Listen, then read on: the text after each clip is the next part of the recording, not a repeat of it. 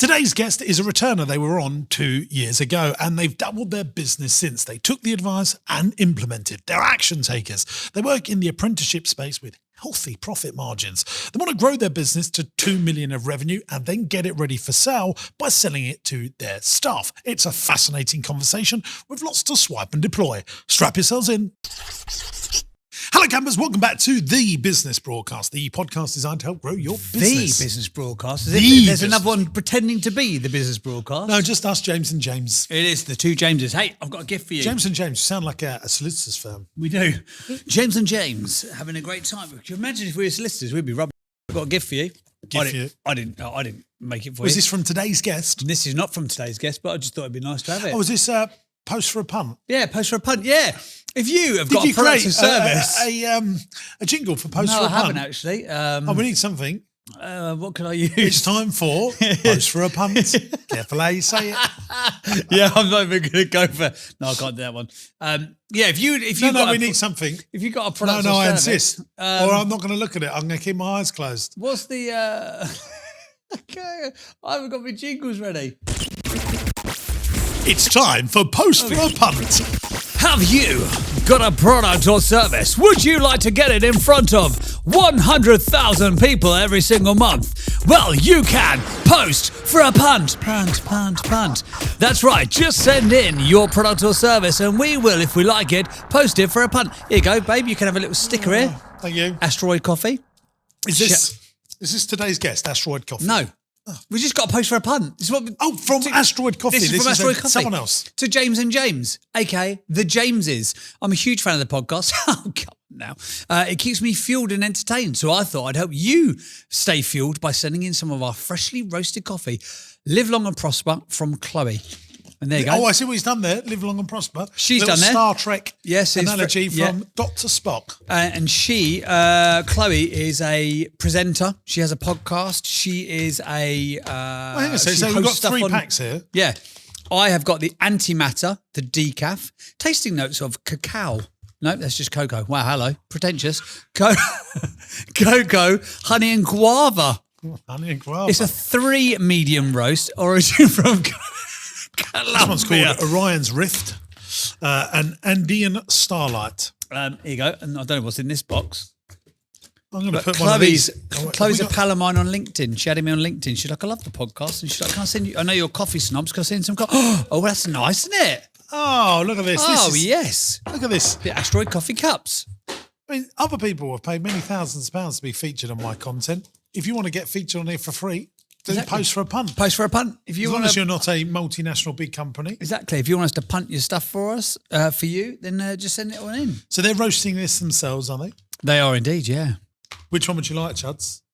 You don't want the decaf, do you? We've got light or medium. Medium sounds good. Okay, I'll take light. Chuds is going to roast that home and give you a review because you've got a little thingamajig, a grinder, haven't you? No, I don't. No. I don't. So you're going to have to get one, aren't you? Yeah. No, I've got a decaf then. I'll have a go though. I like the branding on it. It's very nice. Asteroid Coffee. I'll tell you what I can do is I can open that and give you some of my normal one.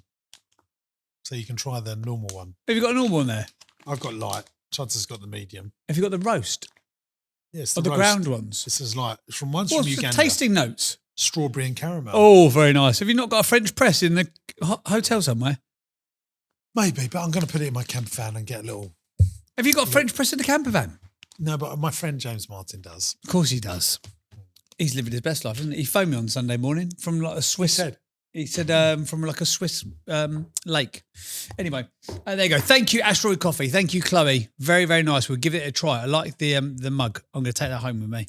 There you go. Thank you very much. I'm going to put some water in mine and drink it throughout this episode. Oh, lovely. To give them a little bit of branding. Bit more promotion. There you go. Yeah. Right. Well, that is Chloe and Asteroid Coffee, but that is not what we are here to talk about today, my friends. We're here to talk with lovely Sarah from TMB Skills Training. The business is called That Nail Place Limited, trading as TMB Skills Training. They've been trading for over 20 years. Estimated monthly revenue, they're doing 100 grand a month. They have got 20 team members. Their biggest challenge is scaling to 2 million without diluting what they do. Second biggest challenge, finding competent trainers. Third biggest challenge, funding good managers. Where do you want to be in 1 year's time? They want to be at 2 million quid. What does a business look like when it's finished? She just left it blank. It is a mystery. Just go. Neither So confirm nor number deny. one was recruit scaling. Number one, scaling to £2 million without diluting what they do. Number two is recruiting, Challenge finding number two, talent. competent trainers, finding competent trainers. And number three is funding good managers, or finding good managers. So There you go. it's scaling and recruitment. Scaling and recruitment, yes. They are like a traineeship. They do government-backed traineeships for hair, beauty, etc. And been on before. Have been on before. Yeah. She was on in 2022. She was doing £50,000 a month, and you told her to become the Pineapple Studios of funded training.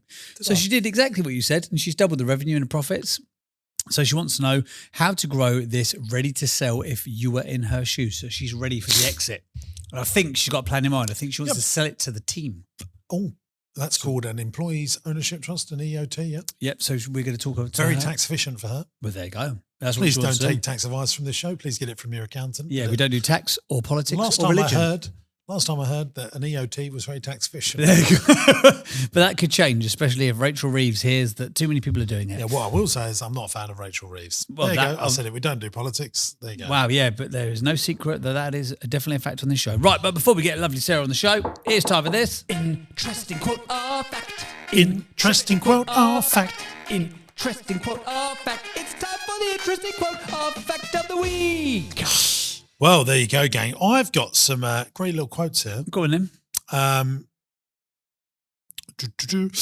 This came from someone on Instagram. Hi, James. I'm just in the process of buying my first business, largely thanks to you. Oh. I have a quote for you.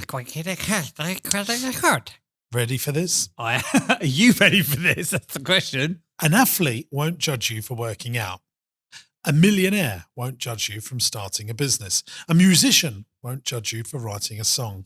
It's always the people going nowhere who has something to say. Oh, Think of that. I like it. Thank you very much. That was a little Instagram one coming. Very, very good. I don't know whether this is a fact or a quote or just saying a pondering point. A collection of A words. time for today's ponder point. Daniel. Need a jingle for that. Daniel. Oh, no, that's the other one. It's time for Ponder Point.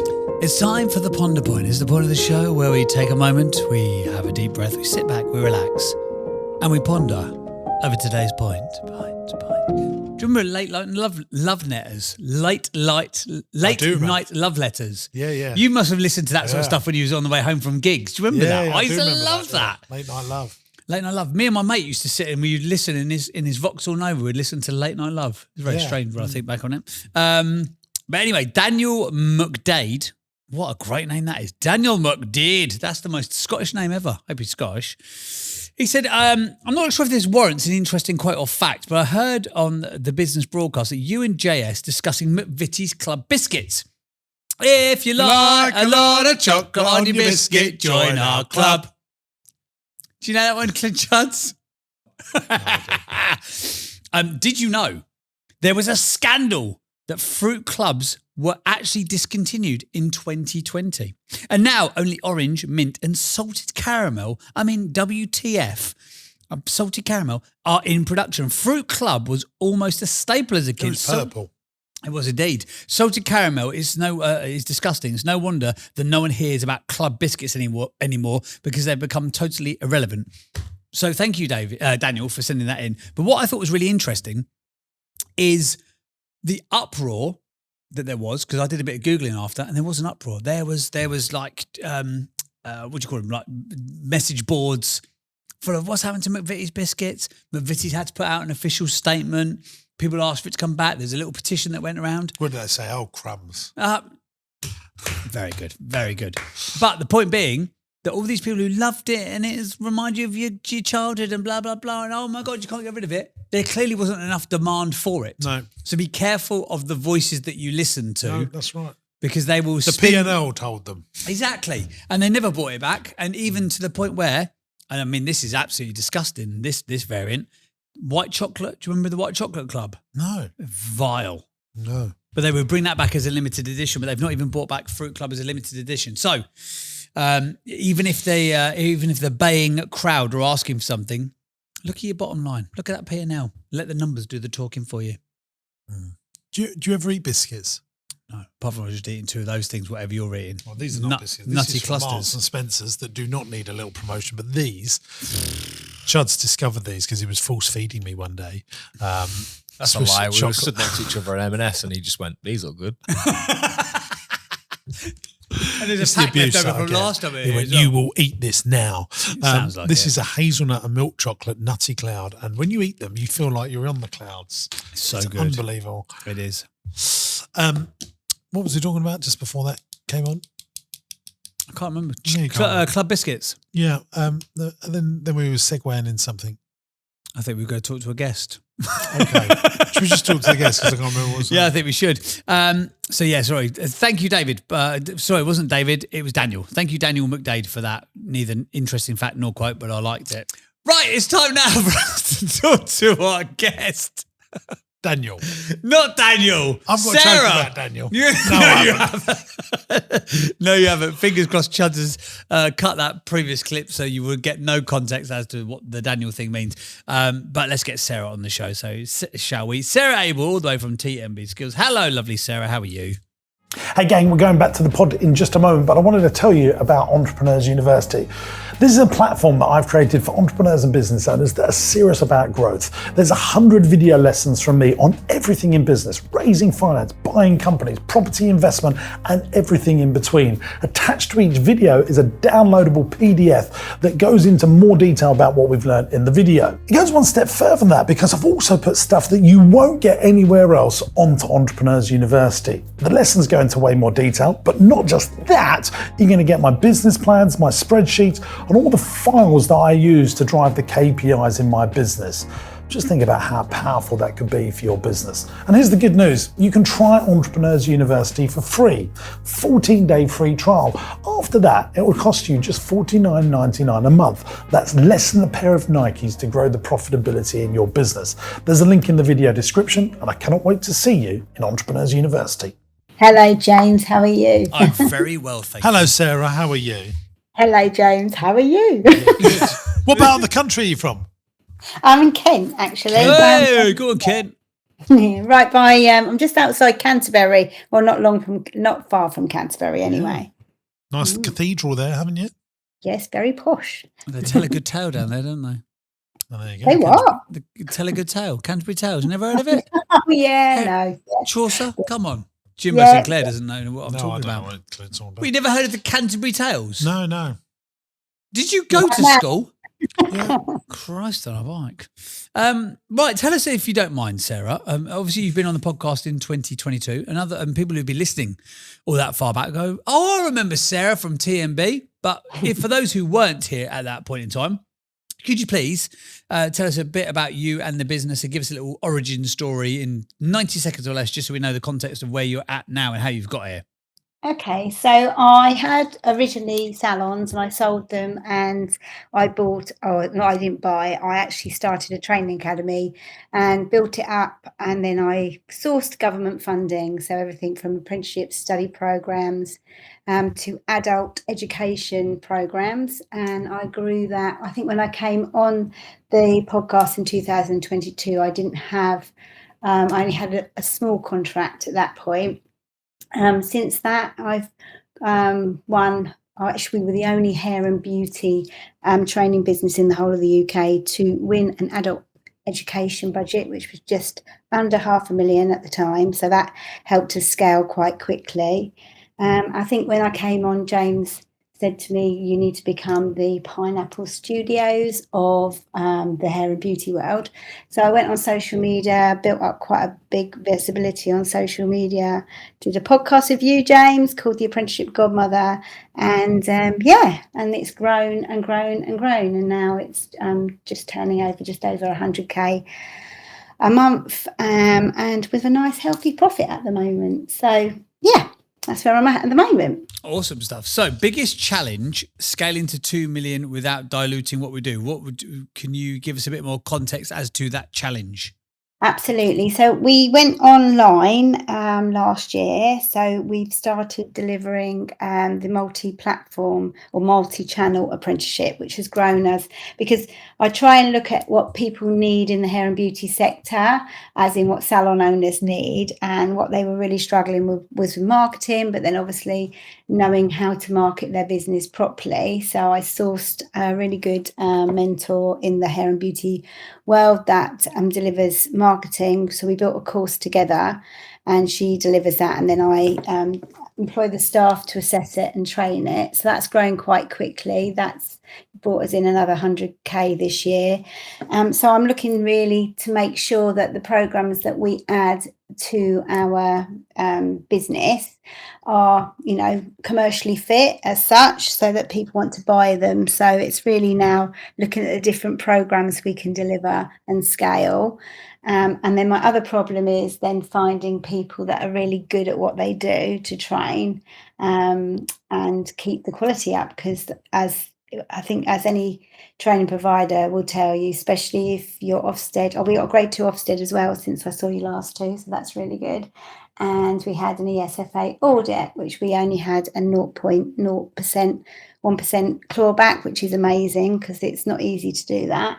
So I've got all that in place. So my biggest challenge now is scaling it without it diluting it and losing that quality side of things, and sourcing good managers who can run it. Quick question for me: why do you want to scale it to 2 million? I think it's because I want to sell it to my team, and I don't want them to end up with a big debt. Do you know what I mean? As in, so I think the reason we said get it to the 2 million is because then I can take out what I want out of the business. And I have said that I would stay. They want me on the board because one of the things with government funding is there has to be 2 board members on there with significant experience in funding, which I have. So I've agreed to that. So yeah, that's the goal, so that we can go with a nice, healthy, take some money out of the business, basically. So you're going to build up the bank account and then take that money on an EOT, like an employee ownership trust. Is that right? Yeah, that's what we're hoping to do. And then you'll get they'll borrow a bit of money to pay you as well, or just do it. Yes. Or if they can do it without borrowing money, because one of the other things, the stipulations with building a funded training business is that you have to have really good financial health. So for us to win bigger contracts, or for it to become viable for them to grow it, I don't want to leave them with a big debt. Do you know what I mean? So that's have you got it within that team? Is there a really good, strong leader? Yeah, the Julie, who is she bought into the business back in, I think, which actually helped me grow. She's a CFO, so like that's really helped us grow really well because she knows her numbers inside out. And she's younger than you, is she? Yeah, she's 10 years younger than me. And then I've got great idea. Yeah, and she's amazing, actually. And then I've also got a young lad that we've been training in the background to do all the compliance and all the tenders, because at one point it used to be myself and Julie that wrote them. So he's come in and he's really good as well. So I've got 2 really good people. Sounds good. Yeah, and I've got a quality manager as well at the moment, as well as a training manager. So one deals with the team and one deals with the curriculum at the moment. So the only thing probably I need to bring in is for sales and marketing. I need to have a very strong leader there, and that's always going to be expensive because I'm actually doing a lot of that at the moment. And who's the biggest that doing what you do in the country? Is there other people? Yeah, there's a company called Gleek. I don't think they're a lot bigger than us, though, to be honest, because that's the thing with the hair and beauty sector. It's quite small. I think most of them have commercial elements rather than just all funding, although we are now bringing in more commercial stuff as well to make us sort of like, that's part of the plan. So when we build the 2 million, part of that is private training as well. Yeah, because that's what I was going to ask. I mean, are you trying to grow something where there isn't a market there? If is it going to be easy to grow to 2 million? Is there the desire, the want, the hungry audience, if you like, in the marketplace? I think there is for apprenticeships because the big corporations are taxed on they're taxed on a levy. So anyone with a 3 million plus wage bill, they have that money taken off them by the government anyway, and a lot of them don't really understand how to spend that. So I think Julie's and my experience, and also with Lewis's, we can help them do that. So that could be an element of it, more of a consultancy basis. We've looked at that as well.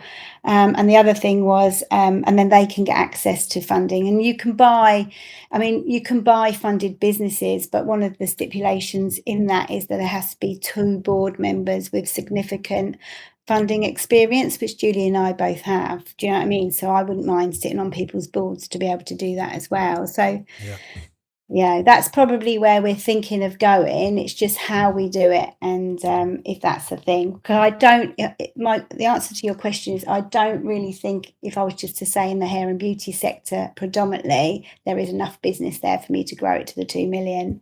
So to grow it to 2 million, you need to do other courses. Yeah, more transferable courses. So things that can be generic. That's why we bought the multi-channel apprenticeship in, because that's generic. It can go across any sector basically, and that has been really popular already, and we've already started a small cohort which is out of our sector, so that is growing as well. So so you would get 3,500-ish per apprenticeship, do you, then to do all the training? A lot more than that. So the multi-channel apprenticeship's about 11,000. You have to bear in mind there's costs that come out of that. We end up with a net profit of about 28 to 30% of net profit out of that. So it's quite. And who does all your assessments? We bring in assessors. That's the trainers. So we bring the assessors in. We train them ourselves. So we already deliver a training qualification, which is a level 3 learning skills assessor. So we do that through apprenticeship. So we get access to that. So you're doing the apprenticeship training, then bringing another body in to do the assessments. Yeah, absolutely. Because we're assessors in one of our businesses. Oh, are you? Yeah, I'm Ofqual registered and all of that. Yeah, that's you what do, interaction. You do. Is that nurseries and places like that? We do assessments for lots of activity-based businesses as well. Yeah, that's what interaction do. Worth maybe you talking to the MD of that, see if there's any opportunity there. Maybe not. I don't. It's we're such a big business now that, but I know that because I had to do all the reports on the off-call thing. Yeah. But yeah, that's what interaction do. Okay, right. Well, I think we've forgotten a key jingle here. Oh yes, we have. We need to ask you a question, Sarah, which I will hand over to the Honourable James Burr. Yeah, one of the things that we get a lot of hate on, frankly, on YouTube is the fact that we've always forget to ask people how they got their first customer. So as we like to have a rubbish jingle on this show, we'll ask you this question after the jingle, Sarah. But if you'd like to just enjoy this for the next 17 seconds, then you're more than welcome, because we'd love to know. How did you get your first customer? How'd you get the cash? How did you get your first customer? How did you get the cash? Okay, I walked into their salon and said, "Do you want to train anybody in here in nail services?" Which is what I was doing at the time. There you go. And that actually ended up, just so you know, is my CFO now, because she owned that business. There we go. Isn't that just so? And ask the follow-up question. Yeah. Do you still do that? Yeah, we do, to a degree. I do. I don't think I go into. What does to a degree mean? What does to a degree mean? That sounds very broad. I network all the time, so I'm always going out speaking to people. That's my favourite thing to do. I like to speak to other business owners. That's how we get the majority of our clients. Well, there's a big lesson there for business owners. There is. There's no Facebook ads here. There's no Google ads here. There's no TV ads here. There's no radio advertising. It was bang in the street, literally knocking on doors. Yep. walking and asking the question. Yeah. So your revenue at the moment then, Sarah, is it majoritively, if that's even a word, is it majority comes through the funded programming rather than the private Yes. stuff? Yeah, absolutely. We're building that on the side. So we've probably built that up in the last few years up to about 200,000. Okay. Because we had nothing. When I came on in 2022, it was all government funded training. So we've been building that in the background. And we've started to put more effort into that. And like you said, I'm going out talking to people about what we do. And that's we've got quite a few people that have come in to help consultancy wise to help them. Do colleges recommend you, Sarah? I think we're working with two at the moment. Well, not so much colleges, but more training providers. So private training providers. I think colleges. We've worked with colleges before, so we've worked with colleges and had subcontracts from them in the past, and we still do every now and again. So it'd be more like hair salons saying, "Hey, if you want to train up, go and see these people." Is that right? Yeah, that's probably where a lot of our work's coming from at the moment, is from salon owners or business. We have had quite a few business owners now, bigger businesses that have been talking to us, which is that's why I think that will be our next place to scale, really. That's where we're looking to do that, because we also do middle management courses as well, and I think that's something that a lot of the bigger corporate, or I would say 1 million plus businesses need, because all I do is look at what I've needed and then go, where can I get that pot of money? And then I use that as a trial to see if that works. And if it does, then we start rolling it out. Then I know that we get results from it, and we can also test it before we really scale it, because I want to make sure that it's fit for purpose. Okay. So let's just recap here. To scale the business, you're going to have to buy some other businesses, do more sales and marketing, broaden the courses that are on offer. So that She never said buy more businesses. You've just slipped that one in there, Jimbo. Yeah, you just slipped that one in. See, that's what scares me, is buying other people's businesses, because I'm always thinking to myself. He didn't even know he'd done it. So you're going to buy some businesses, you're going to scale up to scale up to scale out to sell up. I have looked at that. Is something I've been looking at, actually. How did you know that, James? How did you know? He's psychic or psycho, one or the other. Yeah, but I suppose, is that what a lot of people have said that I'm an average, a medium. Oh, very good. Very good. But yeah, no, I did think about that, looking at more commercial elements, and then buying them, and then I can then put funding behind them, because that would go hand in hand, really. But I suppose, if I'm really honest, there's a bit of fear there. Do you know what I mean? Like, oh God. Well, can I tell you something? There is no danger from just going to having a look and meeting the business owners. Don't just do the desktop research. Actually go and see them. Okay. I think even if you don't buy it, you will come away with bundles of information that you probably would have paid a lot of money for. It allows you to look behind the metaphorical curtain of some ways of how another business works. Okay. So when you say buy businesses, where would you go to buy those businesses? Would you look on the business? Well, I would start doing some Google research, just say businesses to buy in sector, and then some brokers will come up, some businesses will come up.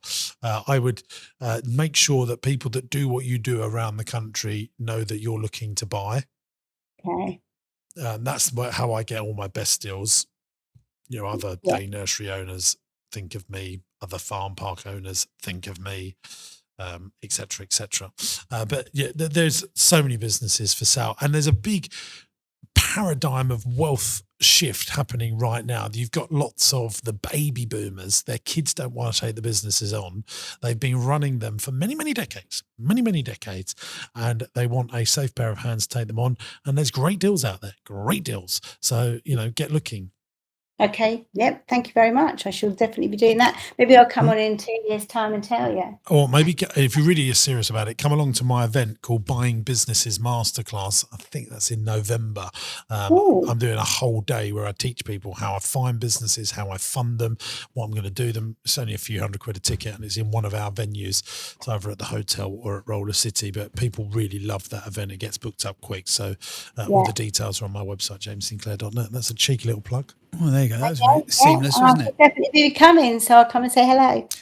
Because I imagine, Sarah, maybe I'm making the wrong assumption here, that most businesses in the training space are finding private clients. They haven't got the government funded bit that you've nailed down. Yeah, absolutely. Yeah, that's what I mean. I've done the hardest bit, I think. Do you know what I mean? Because we've got to be off quail, or what James said earlier on. So I think we just have to put the funding behind it, and will scale those businesses. That's what I think. So I think it would be a really good idea to buy other people's smaller private training businesses. I think has been floating around. And you might even find that you don't have to pay a lot of money for them. People just want, their book, like an accountant, really difficult for them to retire. A solicitor, very difficult for them. They have to hand over all those wills, all those contracts. Someone has to take them on. So you might find you in a very unique position. Thank you very much. It's been very, very good coming on. Last time it was, and now it is again. Thank you very much. Do you know the other thing? Buying companies helps you with recruitment as well. Best thing that I've ever done is you get these people that are in post, that understand it, that can just fold into your ecosystem. So for me, scaling your business, buying companies, recruitment is solved by buying companies. Yeah, Thanks that makes for being on. sense. It's been great. Yeah, thank you. Done and dusted.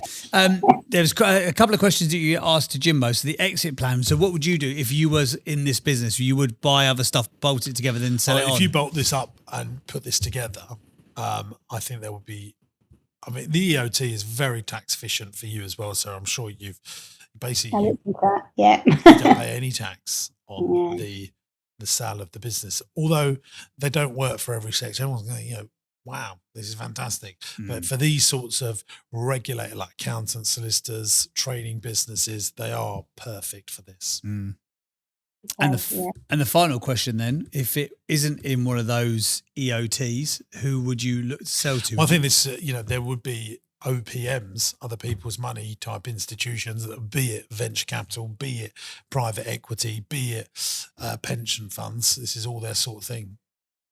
Okay. So quite sellable then. Well, absolutely bloody sellable.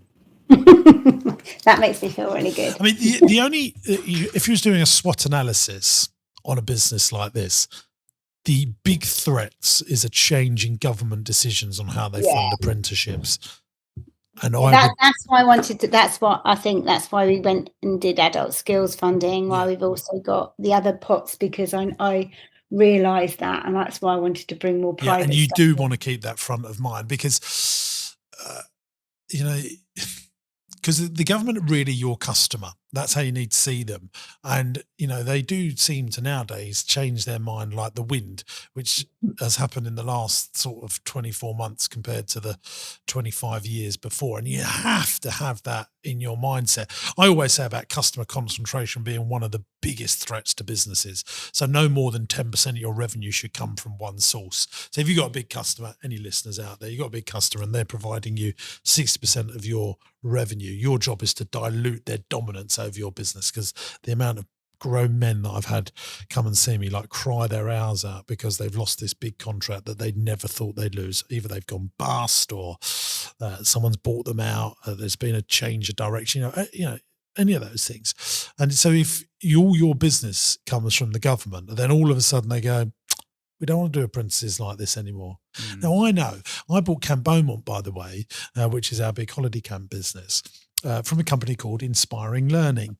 And they lost a £7 million government contract. And that's what brought the whole house of cards down. And it was just providing, these educational days off site for schools and stuff like that. Labour government got in and went, no, we don't want to do it like this. We're going to create this new thing that we're going to do. So it wasn't that the funding disappeared, but that was a 9-month thing while the government worked out what they wanted to do.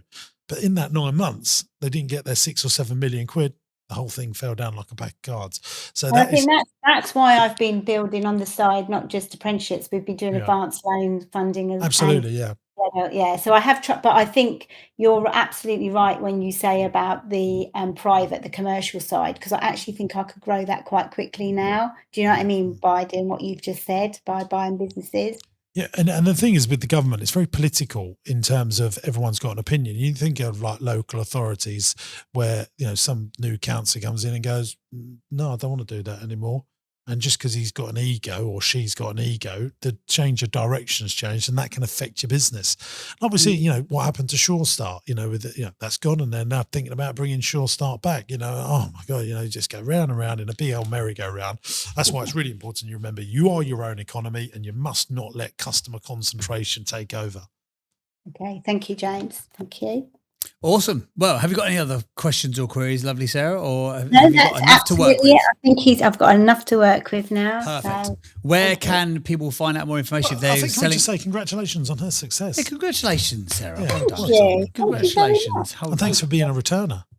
I think, I know. I listen to your show all the time, so I thought, right, I know that you've had some people back who've been successful with what you've said, so I thought I'd come back and tell you. She's known, Sarah, as the funding godmother. Yeah. And congratulations to you. There you go. You get two, not just one, two jingles. A round of applause. I like it. And a fairy jingle. There you go. Where can people go if they want to find more information, or maybe they've got a training company? They're like, oh, do you know what? The private sector is just so hard. I just want some government money. Sarah, help me. Where can they go? The best one to come and find is at TMB Skills Training on Instagram. On there, I'm also on LinkedIn under Sarah Abel as well. So they're the two places to come and find me. Excellent stuff. Thank you very much for being on the podcast. Lovely to chat to you again, and to your continued success, as Jim always says. Thanks for being on. Brilliant. Thank you. Dee. Cheers, Thank Sarah. you. Take Bye. care. Bye. Well, there you go. Lovely, Sarah. Good business, good entrepreneur, that JB. Tell you what, she knows what she knows a thing or two about a thing or two, didn't she? It's now time for my jingle pad's gone wrong. Here you go. It's time for the 8 Traits of the Greats.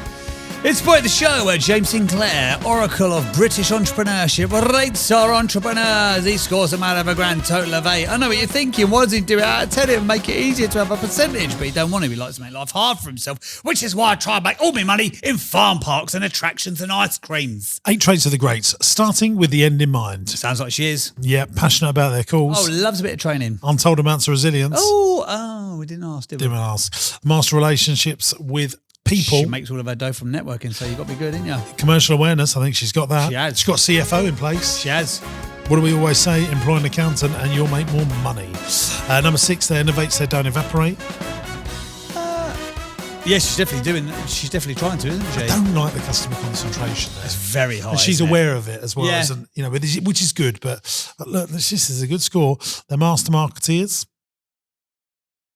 We don't know that. She said that she's not getting enough of the right 2, trainers 3, and stuff. So 4, no, I think 5, 6. So what are we going 7 and a half? Sorry, a half, or are we going for a full 1 or a 0?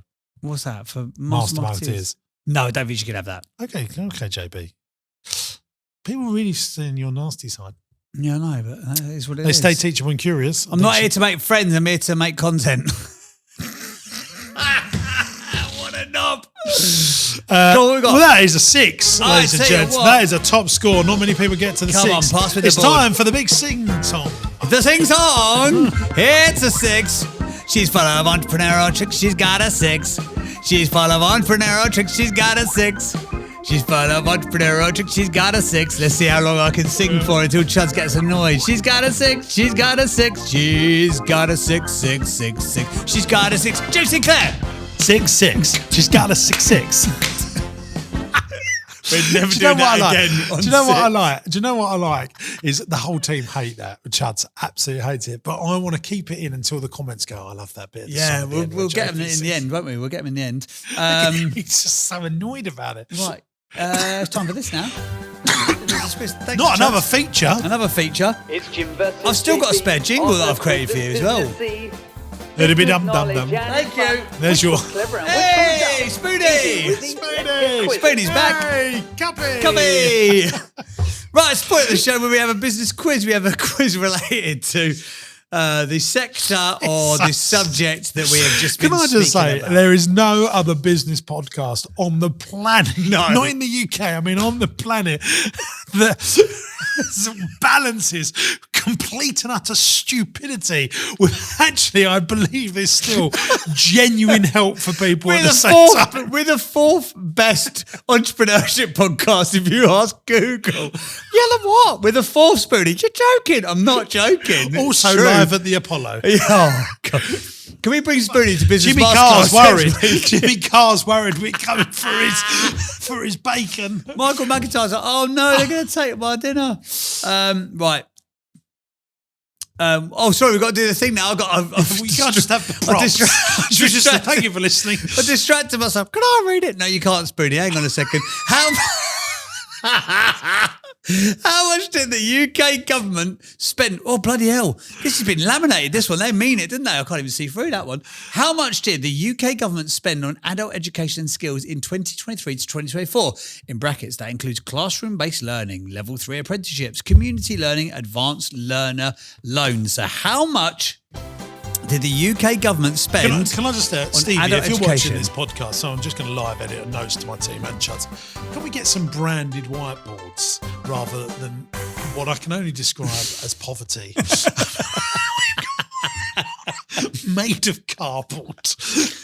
On the Fourth Bed podcast, according to YouTube. Yeah, according to YouTube. Google. So how much did the UK government spend on adult education and skills in 2023, 2024? What does that include? I'm going to get to that, Spoonie. On fire. That includes classroom.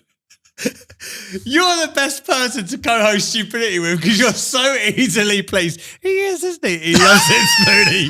He loves it. I've got to put you down over it. Okay, gentle. All right.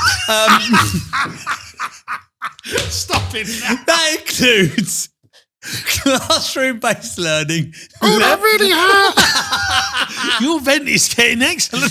And level 3, apprenticeships, community learning, and advanced learner loans. Well, how many adults do we think are in advanced education? 1 million? Yeah.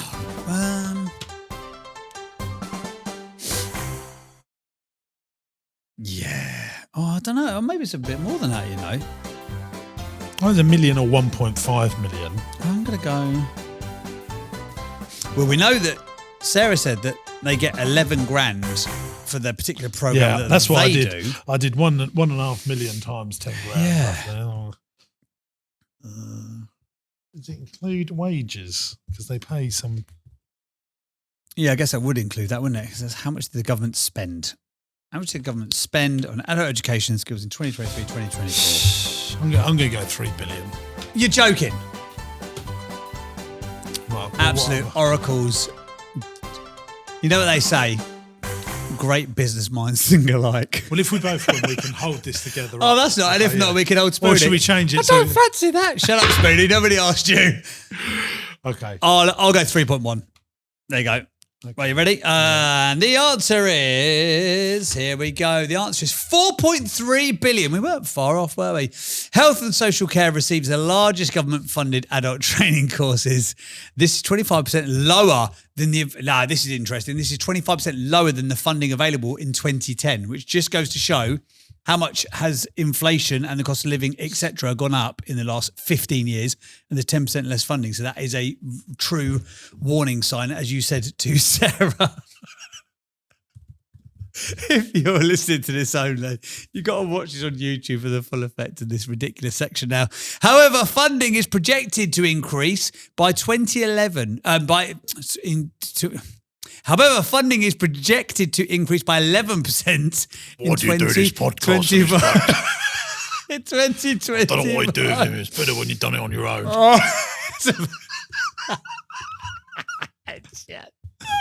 It's going to be a new thing for Chuds to hate. He's an idiot. Spoonie! We were friends a minute ago. There you go. I'm not Spoonie. I'm Spoon. 4.3 billion pound in funding. Hey, I tell you what, that's a good old chunk of money to be going at if you're trying to grow your business like Sarah is.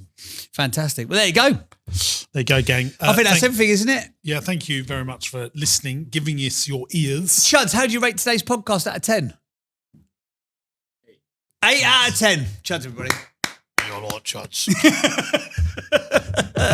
If you have enjoyed today's podcast episode, please feel free to leave us a rating and review on Apple and Spotify and all that stuff. We say it every week and no one does it, so don't know why I bother. Come on. Don't do it for me. Don't do it for him. Don't do forget it to for pass Spoonie. the pod as well. Tell everyone to do that. Pass the pod on the left-hand side. Hey! That should be a jingle, shouldn't it? Yeah. Pass the Dutchie, that's an underrated song. Do you not think? Classic. Yeah, pass the pod. If there's one person that you think, maybe there's someone in the training sector, maybe someone in the hair and beauty sector that we've covered off today. If you think this podcast will be useful for them, don't spam it out everywhere. We don't want that kind of heat. Just pass it on to one other person who's entrepreneurially minded and we can help them with their business. Anything else you'd like to say, James Sinclair? No. It's gracias, señor. Is that it? Don't want to say about any events or nothing? I think I've mentioned business masterclass and buying businesses. Subconsciously you did it. You slipped that in so nicely. Oh, it's beautiful, wasn't it? It's like I've done it before. Thanks for listening, gang. Make sure you like and subscribe and do that wonderful stuff. And I hope your businesses are going like gangbusters. Ta-da! If you love the business broadcast, why not come on the show? We're looking for business owners that have got challenges. 3, in fact. And if you're challenged and you would like some help and get your business exposed to the hundreds of thousands of people that view and listen to this show, we'd love to have you on. Get to my website, jamessinclair.net, click on the podcast button and fill in the application form. Tell us about your challenges. And if you're challenged enough and ambitious to grow and you want some help, we'd love to have you on the show.